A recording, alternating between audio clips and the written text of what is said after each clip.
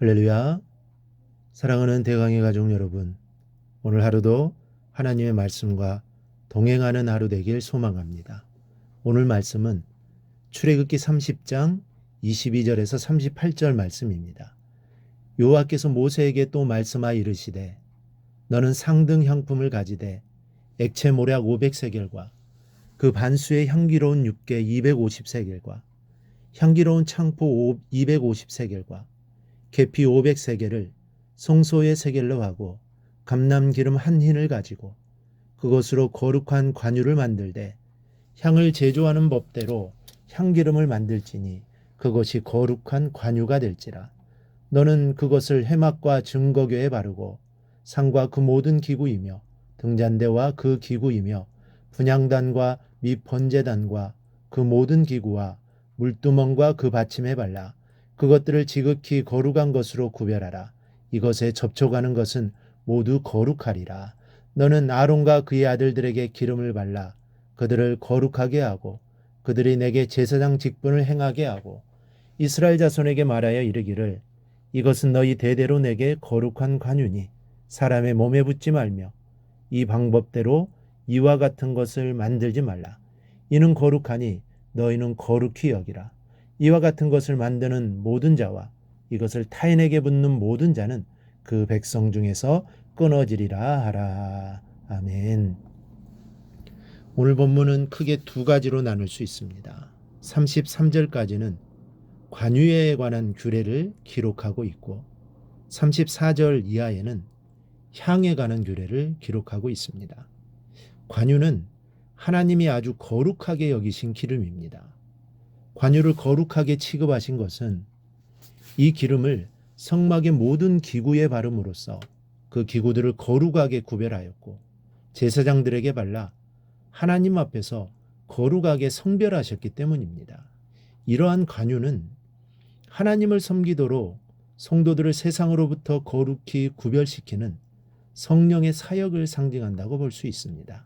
그런데 이 관유에 대해 23절을 보니 너는 상등 향품을 가지되 그렇습니다. 하등 상품을 취하여 만든 것이 아니라 최고의 상등 향품으로 만들라는 것입니다. 하나님이 원하시는 상등 향품은 액체 모략과 육개와 창포와 계피와 감람기름을 일컫습니다.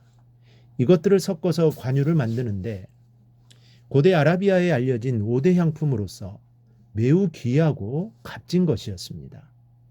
이렇게 귀한 것으로 관유를 만들게 하셨고 이 관유를 성물과 제사장에게 뿌림으로 거룩하게 구별하셨던 것입니다. 그렇다면 하나님이 이렇게 만들라고 하신 이유가 무엇이겠습니까? 이 관유는 제사장들의 위임식과 성막의 성결 의식을 위해서 쓰여져야 할 지극히 거룩한 것이었기 때문에 최고의 향품을 요구하신 것입니다.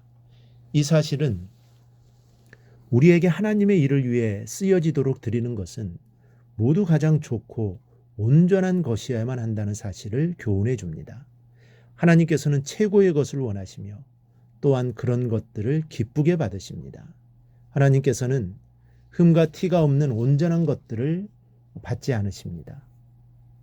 여기에서 흠이 없고 온전한 것이란 최고의 것을 의미하는 것입니다. 그런즉 우리는 하나님께 드리는 것들은 그것이 무엇이든지 간에 최고의 것으로 구별하여 드려야 합니다. 물론 우리가 최고의 것으로 하나님께 드려야 한다고 해서 값이 최고로 나가는 것을 드려야 한다는 의미는 아닙니다.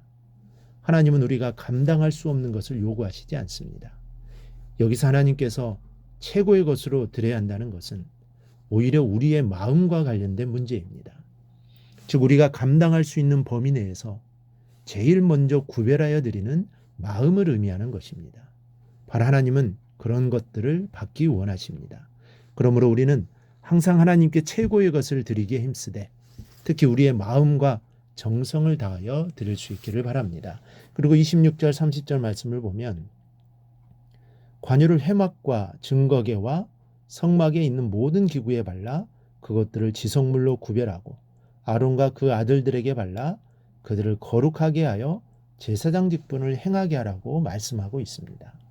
관유를 뿌린 것은 성물과 제사장을 거룩하게 구별하기 위해서입니다. 그런데 한 가지 조심하지 않으면 안 될 것이 있습니다.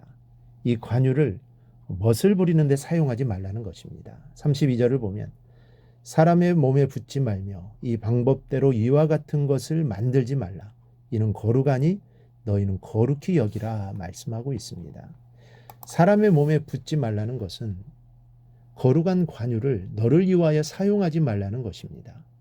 못을 부리고 자기의 몸을 우아하게 만드는 곳에 사용해서는 안 된다는 것입니다. 관유는 오직 여호와 앞에 거룩하게 성별하는 데에 사용되어야 한다고 말씀하고 있습니다.